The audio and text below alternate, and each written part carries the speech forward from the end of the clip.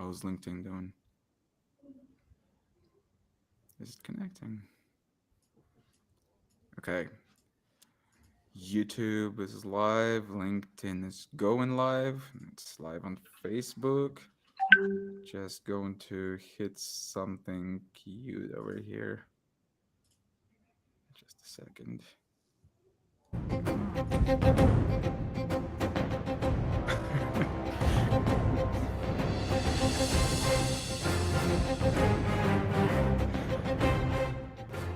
Hey everyone, welcome back to Odys Talk. It's an official British invasion today, hence the music, hence the soundtrack. So today we're having our first ever mentor special, which is quite exciting because,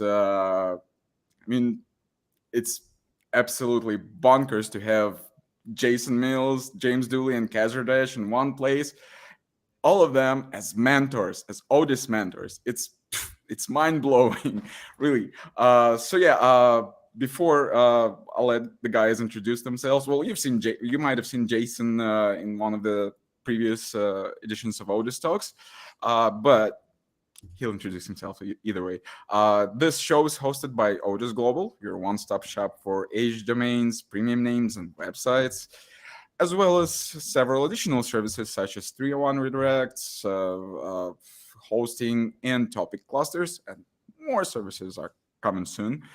As well, you can also sell your domains via odys.global/sell. If you have any of domains that are just staying there, collecting virtual dust, and you don't know how to put them to use or simply don't want to, you can submit them for our due diligence, and our team will get back to you as soon as they check them. Right, yeah, seems like that's it on my end. So I'll let you guys introduce yourselves and mention whatever you want to. I don't know. Jason, why don't you go first since you're here for the second time already? Sure thing, yeah. So my name's Jason Mills. I've got a portfolio of 11 affiliate websites, half of which are built out on age domains. The other 5 or 6 were built fresh. Portfolio value at the moment is about 1.5 million GBP. That's been built up over about 5 years. And then, yes, I also run the affiliate school over on YouTube. You can find me on Twitter, Niche Jason. They're kind of the main places that I hang out, other than affiliate conferences and getting drunk. So, Right. Kazra, you're here for the second time as well. Yeah. Just realized it. Yeah, a few weeks ago or a few months ago. A few months ago, Dash. yeah. I have got 650 ranking rents, 12 gambling affiliate websites, and I've got a link building and content marketing agency as well. Awesome. Yeah, that was really brief. Yeah. And James. Yeah, James Dooley here. We've got quite a lot of rank and rent websites, some finance lead generation sites, casino and slots, sports betting affiliate sites. We've had a lot of success from ODYS domains, age domains, whether that's buying it to build out on or buying it to then free or want to a branded domain that we want to kind of build out on. Awesome. Thank you guys for the introduction. So Ladies and gentlemen, we are live. We are live.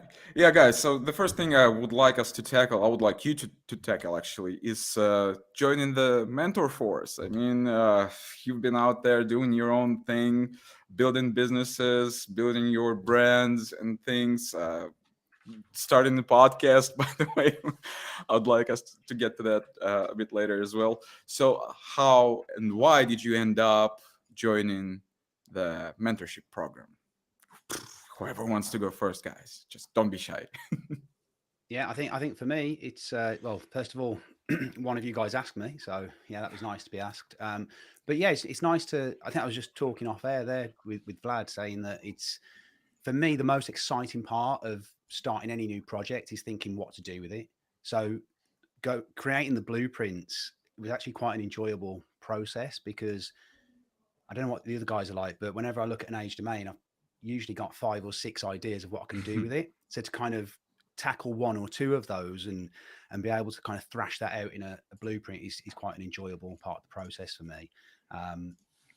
And then the strategy calls and being able to help people in that sense is just an added benefit. And, you know, hopefully you can see the progress, you know, 6 months down the line, 12 months down the line, but you've not had to put all that work in. Someone else is doing it, but potentially based off your initial thoughts. So yeah, that's kind of the exciting part for me. Awesome. James, Kezra, whoever wants to share your thoughts. I guess I'll go. I quite like the case studies. So very much what Jason just said. If I have, say for example, I get 2 or 3 guys all asking me for consultancy and mentorship, and in a year's time, they're going to come back saying, oh my God, I've been able to grow this website to 100,000, 200,000 traffic. That's going to be a really good case study for myself and also for Odys. And I know I can do it as well. Like, I've done it for my own websites, and I'm very, very positive that I can do it for anybody else's websites. On mine, I've got a bit of a bee in my bonnet, if I'm being 100% honest, with regards to quite a lot of SEO myths that get shared.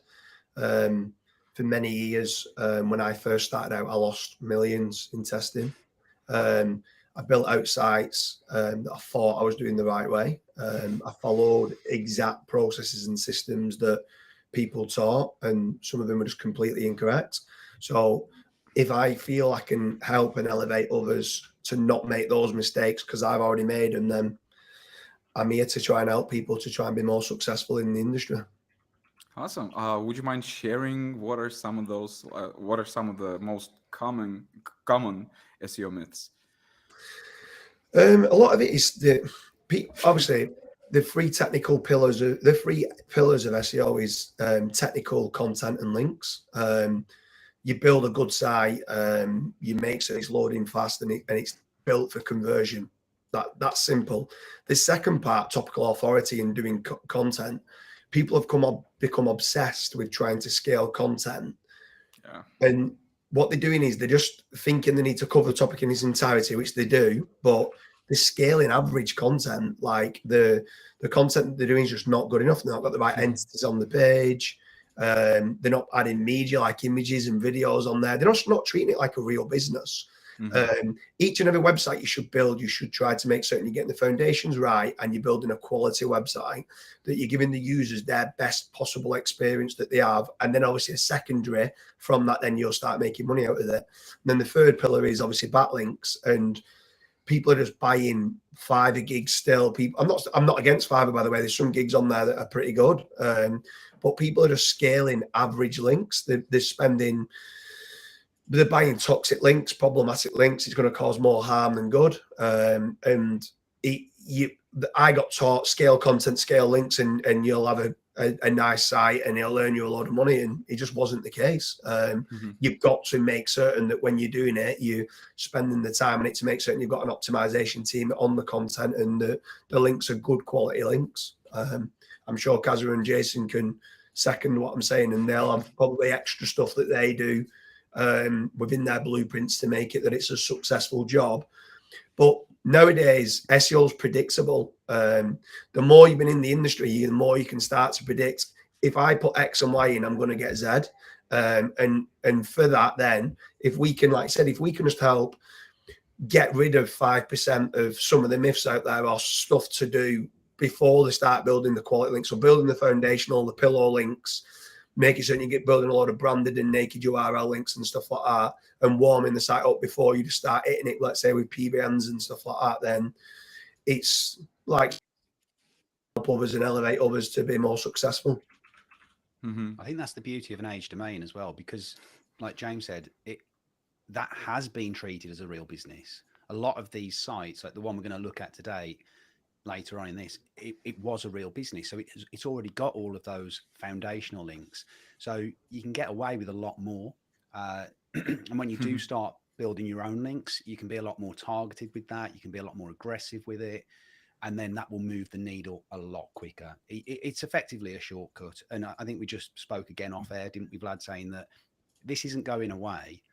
if anything, this most recent update and the one that's rolling out now is only giving even more power to these authority sites and to these age domain sites. So to me, an age domain takes care of a lot of that for you. Yes, you've still got to go in and you've got to make sure that your content is top quality, and you need these trust signals one way or the other. But you're starting from an advantageous point compared to if you just start from scratch. Yeah, awesome. Damn. Speaking of the Google update, by the way, I wasn't following it. It just popped up somewhere in Twitter. Then I saw your newsletter, Jason, the not so helpful Google update. Depends which Well, way you look at it. it was the title of the newsletter. Clickbait, So- just clickbait. Anyway, yeah. So what actually happened this time around with this new Google update? How does it affect the sites that you are currently running, guys? And how's it going to affect the sites that are going to be built further down the road? I think for me, it's too early to tell yet with the helpful content update because it's only a few days in, and I think the last one ran for about a month. So, yeah, but the core update for me was pretty good. All sites, apart from one that I'd recently acquired, did really well. The one that I recently acquired that I think was built with a fair bit of pretty rubbish AI content got hit, but then suddenly came back. But the helpful content update, it looks like it's been pretty brutal for niche site owners and affiliate site owners so far, but it's only a few days in, so it's too early to tell. Mm-hmm. At the moment, it looks like they've just given even more weight to links, to authority sites, to age domains. That's what I'm seeing from my end. I don't know what the other guys are seeing. That's with affiliate sites for me. Yeah, I've seen very similar results, but again, it's very quick to tell like what's actually happening and stuff like that. Usually, like an algorithm update will hit, and then the next couple of days you'll see like some crazy results, and then like after a week or 2 weeks you'll be like, right, okay, it's back to a more normal subset of websites. Right now I feel like we're in the crazy phase at the minute where you're seeing some websites and you're like, should that be ranking there? Should it not? So that's my current views on it. One thing just to add to what you were saying, Jason, is a lot of people are like uploading a lot of AI written content, but they're not actually going back in and re-optimizing it. So maybe for your website that has been hit, that's one thing you should maybe take a look at. And if anybody's listening, and if they have had any websites hit, take a look at re-optimizing pages that you've already got uploaded to your website instead of publishing new all the time. That's exactly what we're doing. So we've got it's since then it's revived pretty much 90%. I don't know why, but it has. But we're still going to go in, and I've got a writer that's going in and an editor that's going in through all that old content, and it's just going to get rewritten and brought up to the standards of my usual kind of portfolio. But yeah, for sure. The other thing that seems to have popped up is forums. So Medium, Reddit, Quora, they've all shot up in their traffic. And ranking. So that's another interesting one. The Parasite stuff is flying again, even though people keep saying Outlook India's took a big hit. It hasn't really. If you look back, I think it's still at the point where it was in June. So it had continued, but out of all the Parasites, it's still got about, I think, 20 million traffic plus a month just from their Parasite stuff. So that's still, it's there for people to use. So on the Parasite stuff, we're making over 20,000 a month just on Parasite SEO. Outlook India being one of them.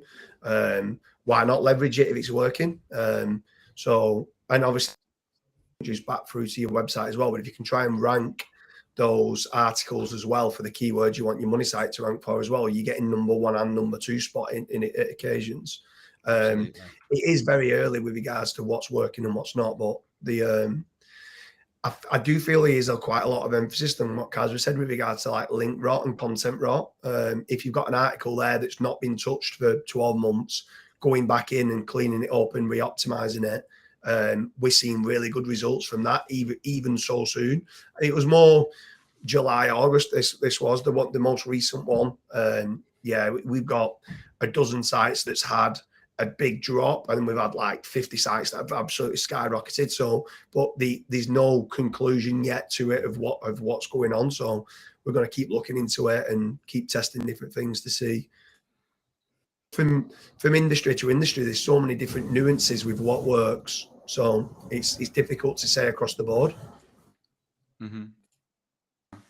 Yeah, especially considering, as you mentioned earlier, James, that people have gotten obsessed with content scaling. I mean, especially the emphasis they've started to put on generating AI content. I mean, pretty much spinning content, but just on on a new, a little bit different level, let's say. Yeah, and yeah, I don't remember who it was, who the live stream was with, uh, but someone mentioned that it's just people using various AI tools, even I mean even the fundamental one, ChatGPT, right?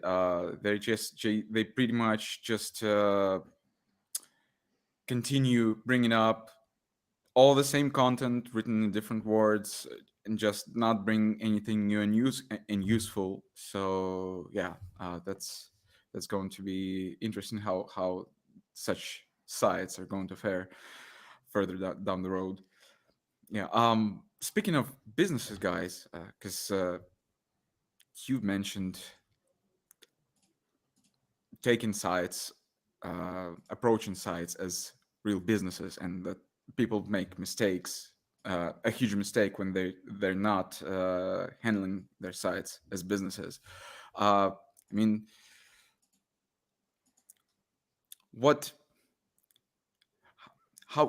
what is your particular individual approach to every individual site into turning it in terms of turning it into a business, and not just some obscure website that, I don't know, some even a good affiliate site, but just something that's out there generating money. I don't know. I think Don't it's all know if about you guys want diversity for this. me. So, for example, a lot of people will only do affiliate for Amazon, and then when Amazon swipes their affiliate commissions down by 2%, they're all crying in the Facebook groups and Twitter and stuff like that. So, I think being diverse is really important, and also not just focusing only on SEO. Like, for example, if you can and if it makes sense doing PPC, and obviously if it makes sense to do Facebook ads, like retargeting ads and stuff like that, people that land on your website, but then the next time they open up their Facebook ad, they see an advert of your website. That also is super important, so it brings them back onto the website. And then just making sure that you're not just focusing on just one commission or like one affiliate platform, because we've seen it all the time in gambling where affiliate managers will shut down your account for not being compliant, or they might just spot something on your website and be like, no, you're done. So don't be reliant on just one person that you're sending your traffic through to as well. Don't put all the eggs in one basket, right? Yeah, exactly that. Yeah, for me, it's about being authentic. So, do the things that a real business would do. They're going to have social profiles. Like Kazra said, they're going to run ads. They're going to have a physical address. They're going to have a telephone number. They're going to have contacts for email, probably more than one, because, you don't want this to look like a one-man band. So where do they complain to? Where do they get in touch for editorial? Where do they get in touch for if they want to promote a product? And who is the editor? Who are the writers? Who are the reviewers? Who are the people behind it? Meet the team. They're not difficult to do, but the amount of people that don't do them, the amount of sites I look at, people ask for an audit and they just don't have these things in place. I know James and Kaz, I think they have a full, probably 500-point checklist of EAT and all of that. For me, it's just I don't have such a system in place, but it's just for me, I just focus on the basics. But that's probably 95% more than what most sites do, and it generally it's probably enough. But yeah, if you've got a massive checklist of things that you can put in place, and it's probably a one-time thing that you've got to do. Okay, some of the other things like posting on socials and running ads and stuff like that, that's all nice to do as an extra, but the fundamentals are not that difficult to put in place. James, you have nothing to add? No, yeah, it's hit the nail on the head. It's just about trying to be, just be like a real business. So like you said, if someone wants to complain to the business, have it that they can complain to the business, having a telephone number, an email address, a physical address, just do everything that a real business would do. Try and get listed in all other sites that have an option like directories. Just try and be like a real. Would a real business do that? If they would have a meet the team, have an about us page. If a real business would do it, then do it. Okay, how do you go about it if you're actually a one-man band at some point? Okay, so relatively beginner affiliate marketer, let's say, and you have like a small portfolio of websites, let's say like 3 or 4, and I mean, how do you handle that? I mean, you can still get you can get a virtual address, you can get a virtual telephone number.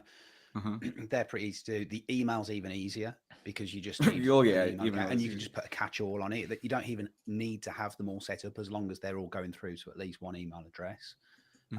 In an ideal world, if you can get a virtual address, it's not easy to get a GMB approved, but if you can get the Google Business Profile approved, even better. But just having that physical address on the website itself and all those other factors is, again, it's 95% more than what most people do. Okay. Sites do anyway. And at what point do you realize that it's time to scale up and start building a team?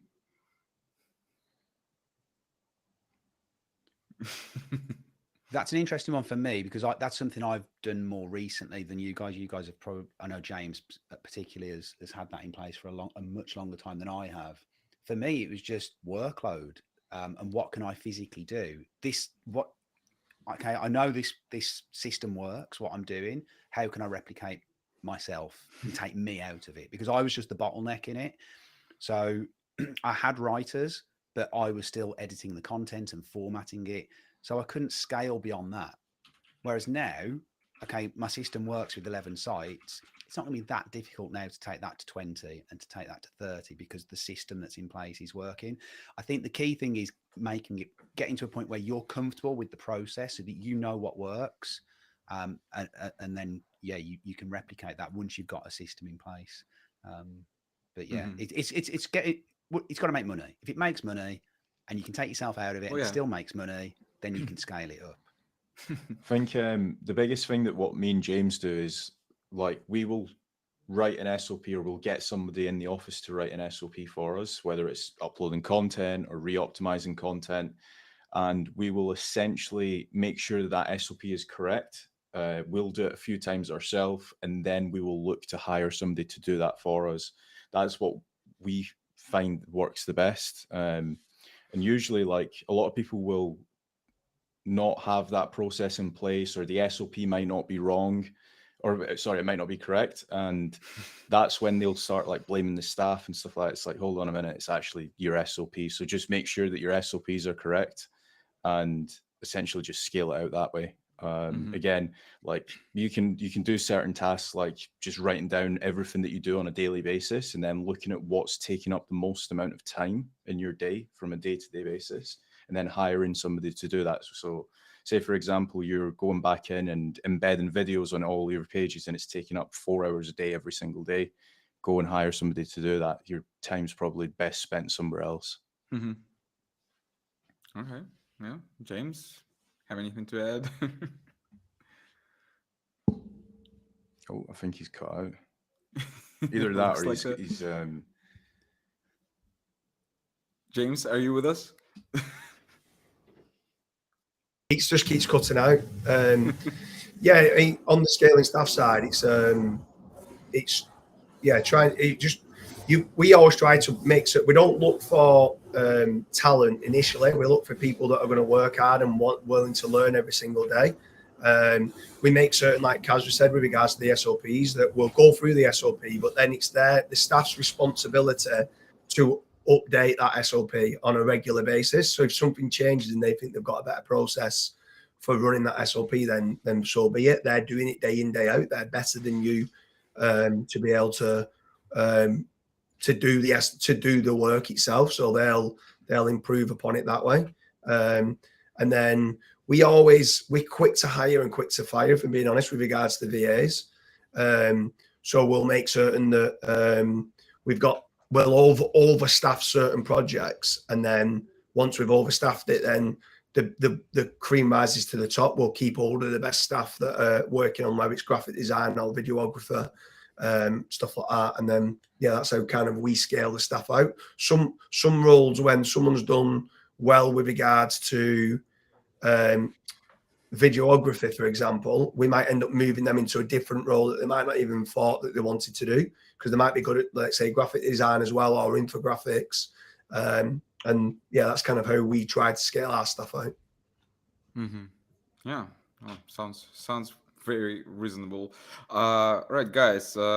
James and Kazra in particular, you recently recorded your first podcast episode, and when is it supposed to be released? 1st of October.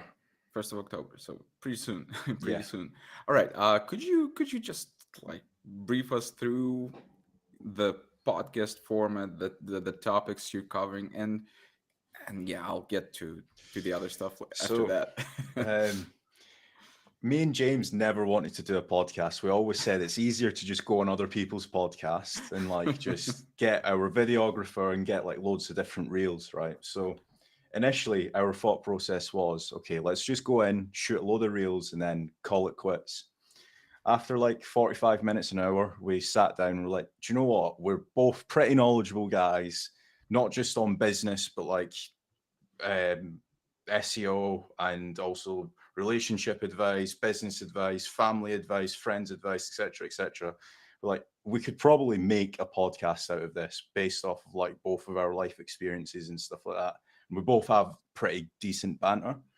So I said, right, okay, let's actually take this seriously and turn this into a podcast, and actually let's go for it. Now, one thing I will say is that James has probably got it really easy, because he just turns up and I need to physically do all the research. So if there's been an algorithm update, I need to say, right, okay, these 5 websites have went down. What's your thoughts on it? So he just rocks up. I'm the guy that has to actually do all the research like for a week before. So yeah, Dooley's got it really easy. It's just made my work a lot more intense, I'd probably say. Yeah. Awesome. If you believe that, you believe anything.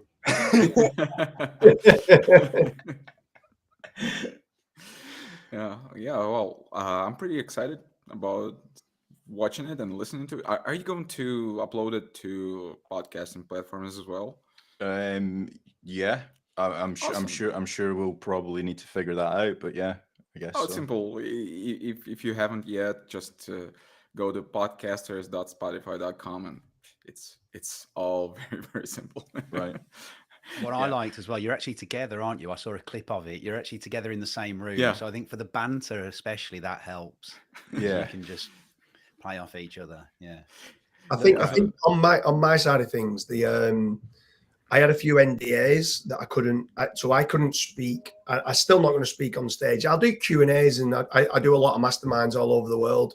But I had a few NDAs where I couldn't speak about certain things, and there was certain stuff that was being shared online that I couldn't speak about, and I'm like, this is completely incorrect. And now it's time to put certain things right, that people are spreading misinformation, and I'm happy to call them out on it. So that's in one or two of the podcasts, you'll see there's a few things that what you think is correct, and I've got actual data to prove it's not. There's a couple hit pieces, let's just say that. There's probably a few scared SEOs out there right now. Yeah. James, I wanted to ask you in particular, well, to unfold a little bit about your, I don't know, transition from doing like pretty much first off a brick and mortar business, and then transitioning into online business, figuring SEO out, affiliate marketing, then building a whole big thing out of it. I mean, yeah, just how did it Where it started was that? we had obviously a construction company. We started to do lead generation for their every client that we work with. We wanted to get them busier, which got us busier, and it just built and built and built from there. And we're a massive believer of upsells and cross sells. So we try and go and enter any niche where we feel that if a school wants this and they want that, they'll want what we provide as well. And it just built and built from there.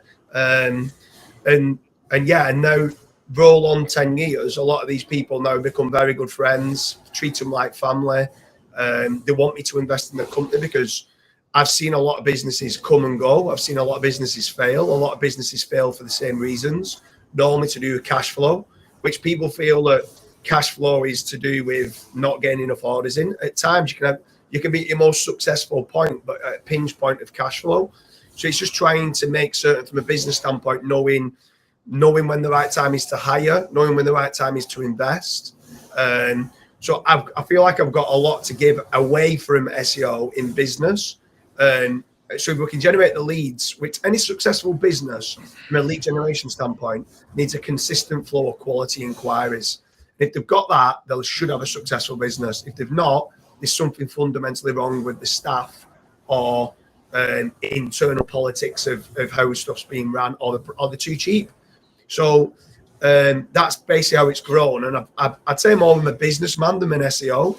I just leverage digital marketing for a lot of stuff of what we do.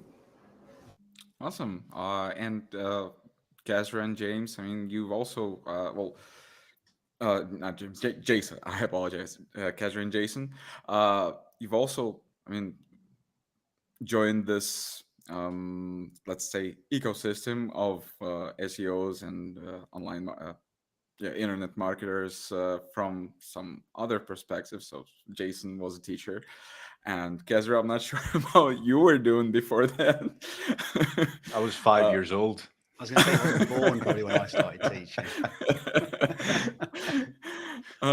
So what I wanted to highlight here is that, I mean, you guys have your own experiences that you ultimately translate into this industry, and it's really interesting. How do you what is the unique thing, approach in your process, in your mindset, I'd even say, when it comes to mentorship, not just, well, Odys mentorship in particular, because I mean this is an Odys mentor special, but in general, when you're I don't know, recording some educational stuff, or consulting someone outside of the program or whatever. I mean, what makes your particular approach unique to that, considering your experiences? I think for me, it's understanding people, and that comes through everything. That goes through websites, the people that are reading your content, and trying to genuinely help people. So when I started the affiliate school, there was no real reason to do it other than it was something different in my week to do, and I genuinely wanted to kind of give other people a little bit of advice and help that I probably wish I could have had for free, because I accessed pretty expensive online courses. I was a member of OMG. I think James and Kaz will probably know that. Some people listening will know that. It's not a cheap course. And as much as that was great, I think you get to a point where you just want to give a little bit back. But ultimately, it's about, I think my time in education and my career before digital marketing, it just allowed me to understand people a little bit more. And I think that is key in everything. So yeah, that's kind of, I think, what I bring to the table. James, Kazra? So for me, I actually almost stopped doing SEO 3 or 4 years ago. And it was mainly because like a website tanked, and I was like, I'm going to go and run a Facebook ads agency. SEO's dead anyway, right? And then obviously here I am 4 years later. So I think the biggest thing that I can probably like drill into people when I'm like doing any mentorship and stuff like that is growth isn't always linear. Sometimes you will go down sometimes you need to take 2 steps backwards to take 10 steps forward type thing. So I think that's probably the most important part, even more so after like doing SEO and stuff. Like sometimes you're on a massive high after a core algorithm update and your website's absolutely shot up in traffic, but then the next core algorithm update comes out and you're 20% down and you're like, SEO's dead. I'm gonna go and stack some shelves in Tesco or something. For the 5th time this year. So yeah, I think that's probably the most important, especially if you're getting into SEO. Like it's not going to be all rainbows and sunshine. Like you do need darkness in your life and stuff like that. So I think that's probably the most important part. And I think because of the experiences that I've had ranking websites, tanking websites as well, not many people talk about the negatives of SEO.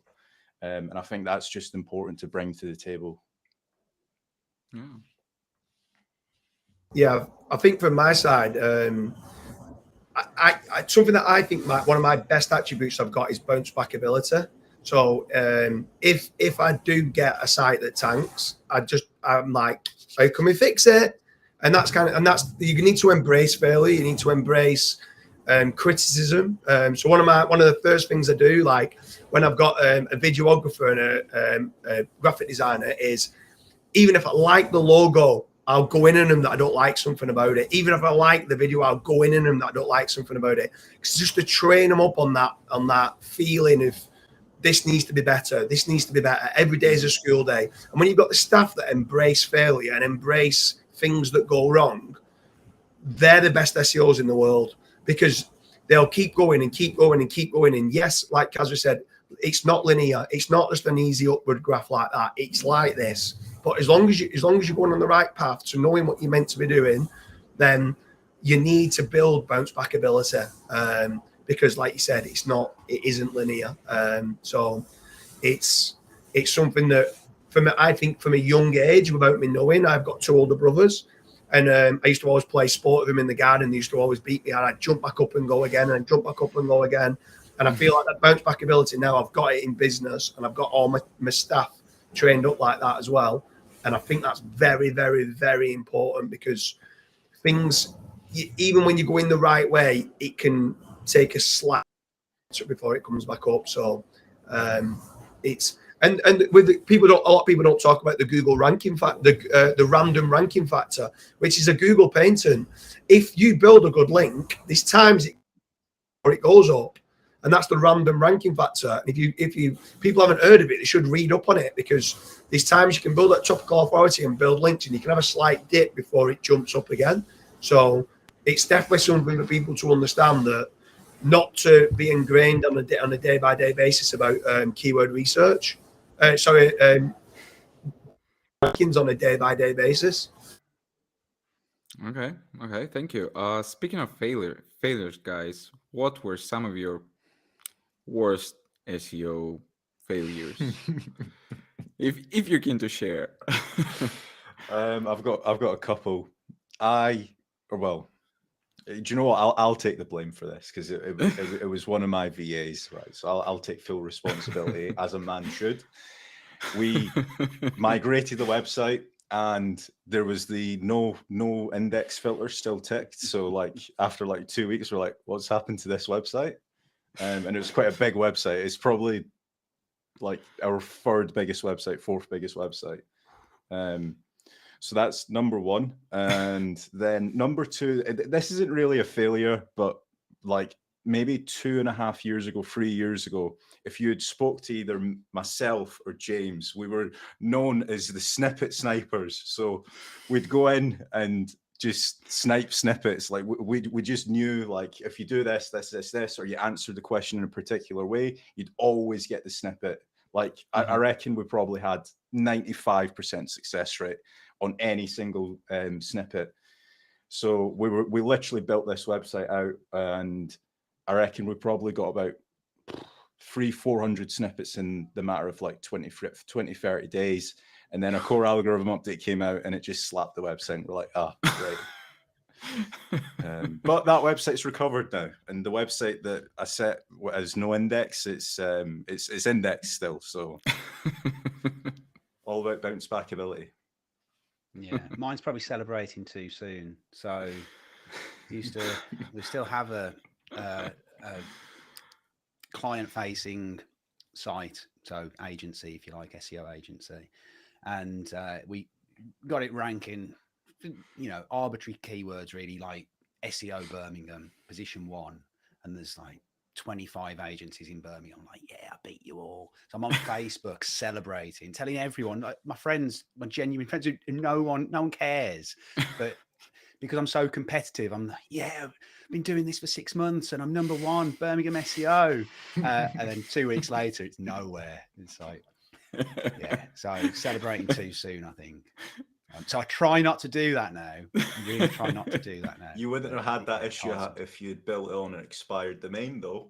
No, global. Exactly. Yeah, absolutely. James, what's your story? We've got failures every single week. I've got a lot where we've had some sites go from 15,000 a month in earnings down to nothing.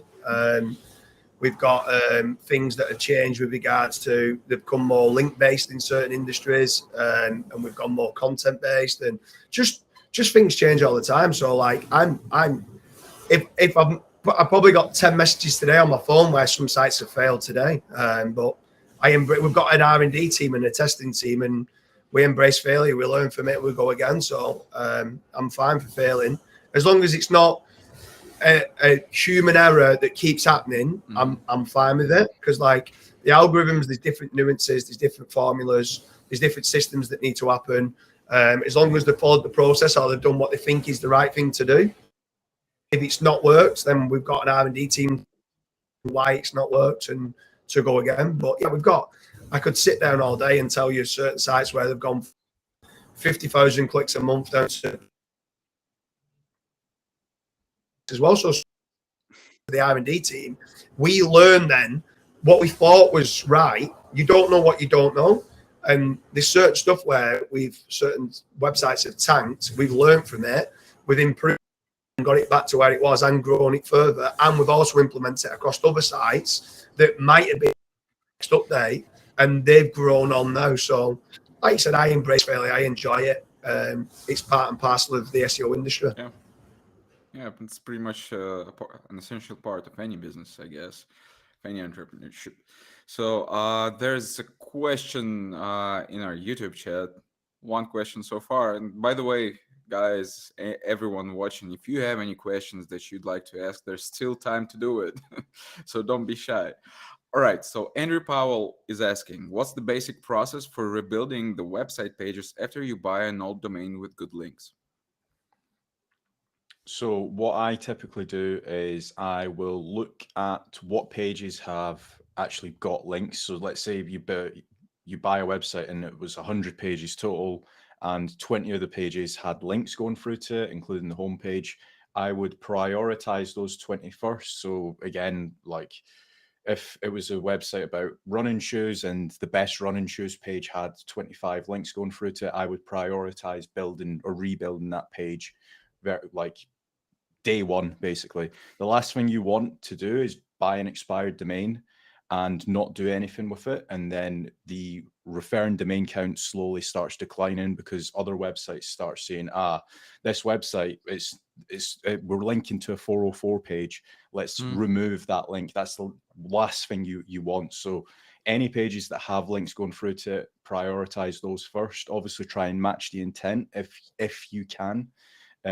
If you can, another thing that you can do is 301 that page to a new page that you've built. So say it was a website about running shoes, but you're going to be talking about marathons or whatever else, you can obviously redirect that best running shoes / best running shoes to, I don't know, best places to run or best places to train for a marathon.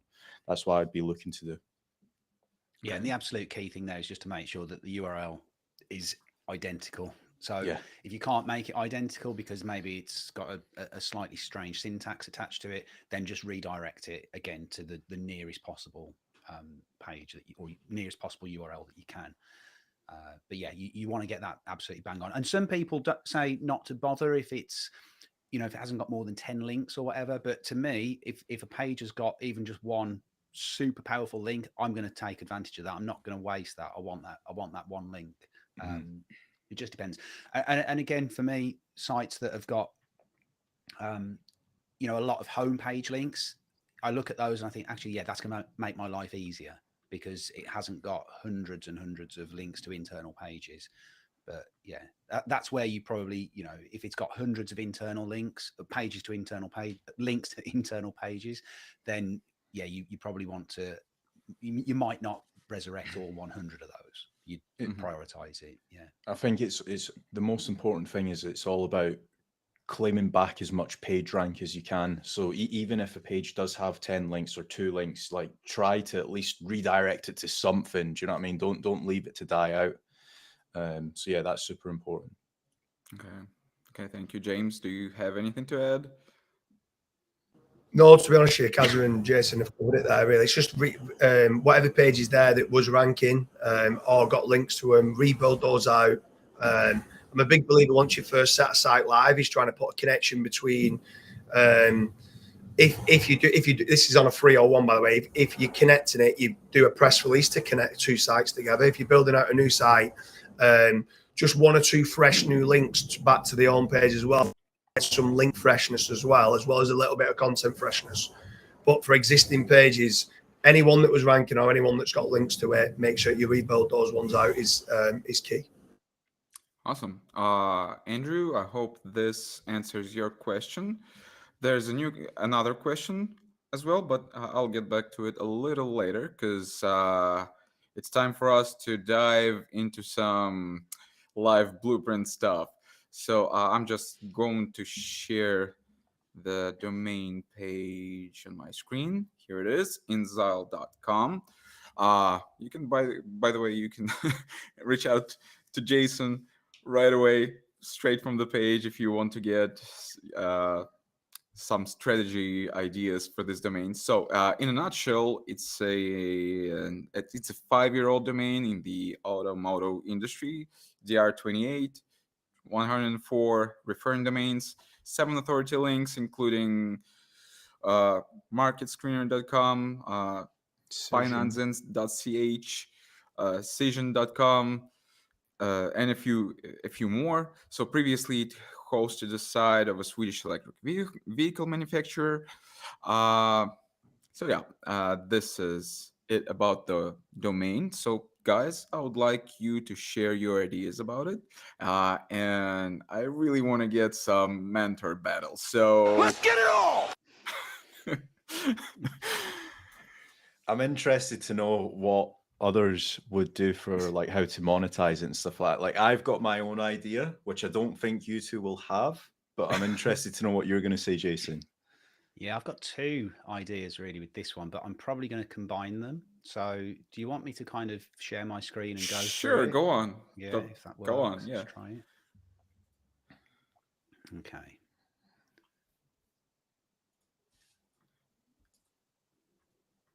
Okay, can you see my screen? It's Yes. loading. Yep. Okay, brilliant. So again, well, my initial idea really is to go down the route of, because this was an electric van company based in Sweden, I believe. Yeah. Yeah. I think I did have the Wayback Machine open somewhere, but I've probably closed it since. Yeah, unfortunately. But yeah, so I'm going to tackle the EV route here, and although this was a Swedish company, I've seen enough examples of age domains that, particularly in Europe, that were written in other languages that can still be used in the UK and in other English-speaking locations. So I would initially start this off focusing on the UK market. So I looked at Google Trends over the last 5 years. Obviously, EV charges over the last 5 years has improved. EV installations as well, anything electric vehicle. And it's only going to become more so as we have no choice. I know Rishi Sunak has said that he's potentially going to put it back to 2035 before EVs, new sales are mandatory, but it's still going to, that trend's going to continue. So I would go down the route here of an affiliate site focused around EV chargers or EV accessories. Now, there are a few affiliate programs for those. I think that in terms of just the keyword EV charger, just in the UK, there's decent search volume for these. So EV charger, 6,500 searches a month, not that difficult. But then you've got the individual chargers as well. So you could do a review website on the best EV chargers, the best EV chargers for home, EV chargers for business. Like I say, the actual products themselves. So if we look, for example, there's this site here, topcharger.co.uk, and they do exactly that. They cover all of the main brands, and I think if we look at their site, although they don't have a huge amount of affiliate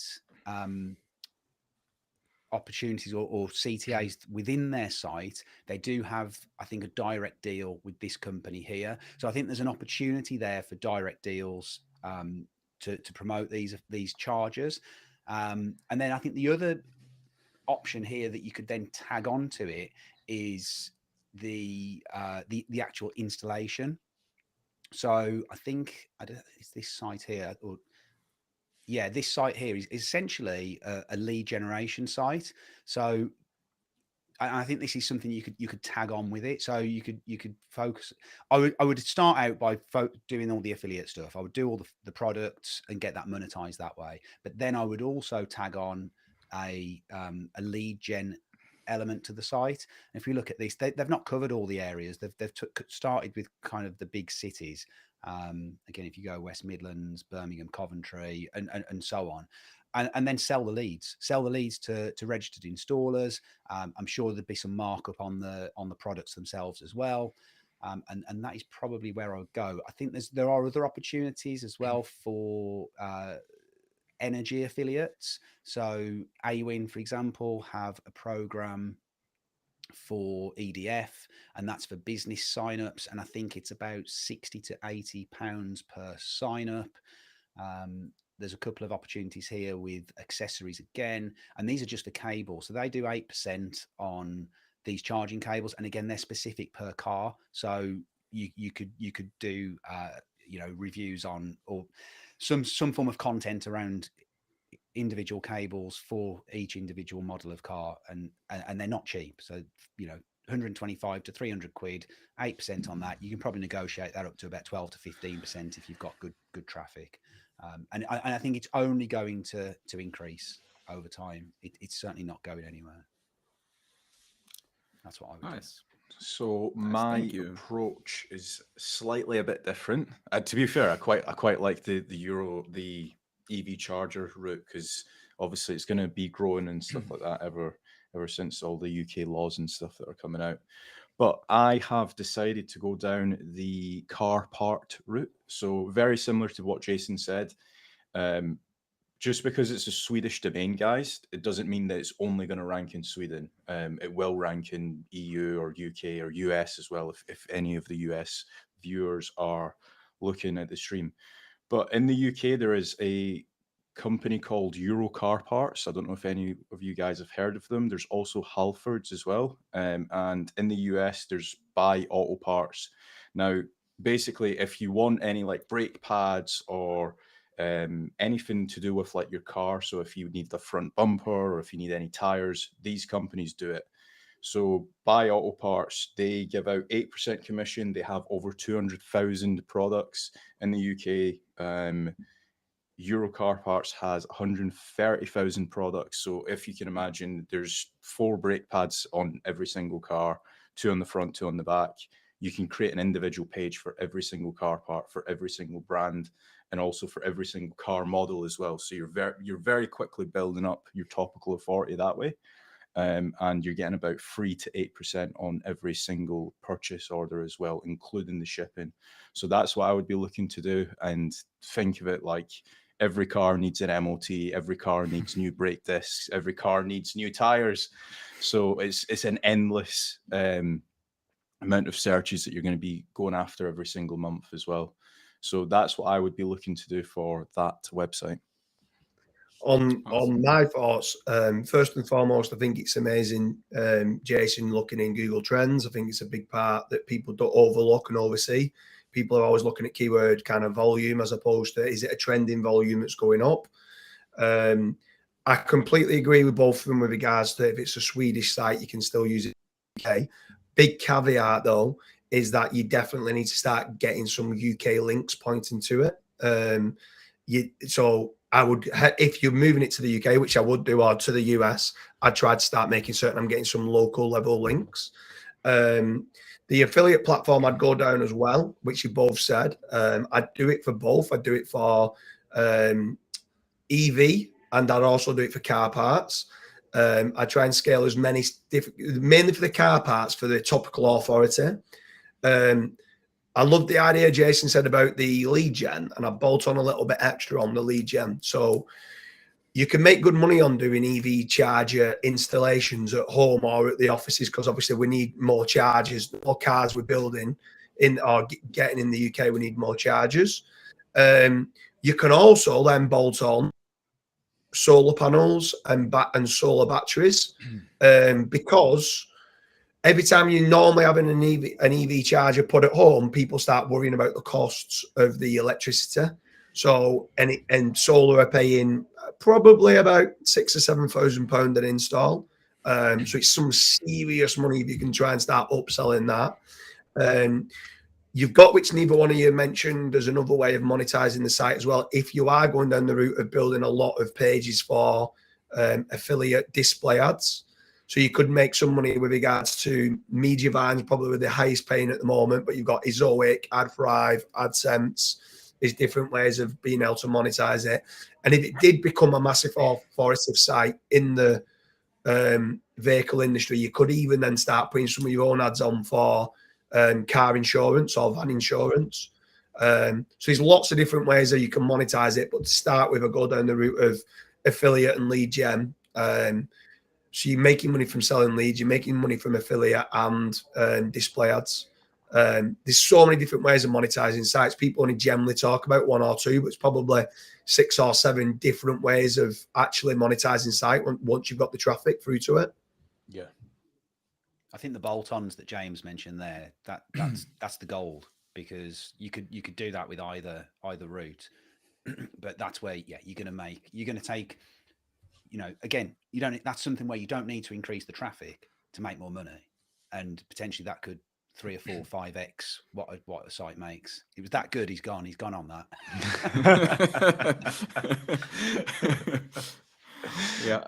Yeah, guys, thanks for sharing your thoughts. There you have it, our viewers and listeners. If you've gotten interested in checking this domain out, just go to Odys.global.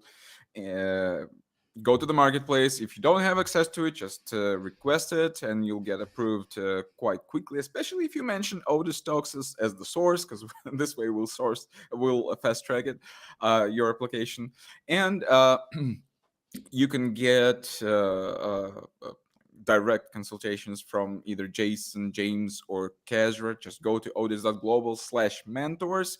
You can also check their blueprints over there, except for James's, because they're coming up a little bit later, but you can still book. They're just the VIP at the moment. Yeah. You can still book a call with them just as with any other guys. And speaking of the strategy calls and coaching sessions, all the funds that you pay for these sessions are credited to your Odys wallets, so you can use them for your further domain purchases. So make sure you remember that. I know it's already been an hour since we've been talking, but we still have a couple of questions in our YouTube chat. You mind? Yeah, Do you go for it. mind answering Of course, them? yeah. Awesome. All right. So Clara Kieran or Kyron, I don't know how to pronounce the last name, is asking, do you replicate the pages, like go to Wayback Machine to see how the page looked like and create an identical looking one?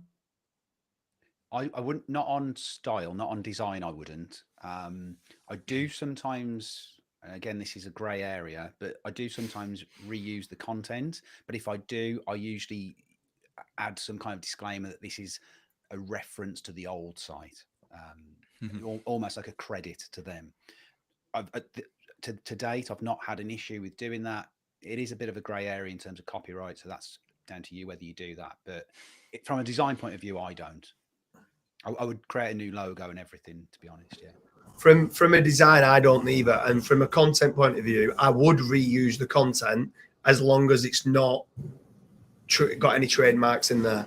If they then come after saying, "Ed, and you've used our content," we say, "Oh, we grab the domain," and you go, "I'll change it if you want us to change it." But like majority of ours that we rebuild don't come back. However, I do make certain that there's no trademarks or any copyright infringement kind of in there. That I do put a disclaimer on there to say that this is from this site and it's old content. Yeah, and just make sure that it's not anywhere else as well, because sometimes a company will just rebrand, so they might have taken that old content and put it on a new website. So just run it through Copyscape and see if it's anywhere else, or at the very least just Google a few sentences of it and see if it shows up anywhere else. Okay. Yeah, I agree with what Jason and James just said. Like, design wise, I don't really care. Like, we've got a preset theme for a lot of our gambling sites and stuff. So on that front, every single time the website looks different as to when the website was last live a few years ago and stuff. As for the content, always just trying to improve it. So, for example, if you did rehash the content and then it starts ranking, just go back into Google Search Console, add in any missing LSIs and keywords and stuff like that as well. That's super important that you do that. And you can also use those pages, obviously, from an internal linking point of view as well, particularly if they've got powerful links pointing to that page. So you then want to, if you're rehashing the content, as Kaz so eloquently put it, then yeah, you'd want to add some contextual paragraphs that you can then target some well-targeted internal links. I was less eloquent than Kaz.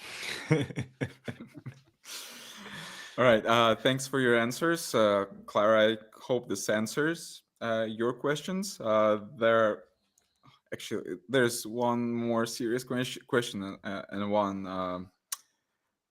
one question for James. Rick Hope is asking, where did you buy your internet connection? Aldi. It was on Outlook India.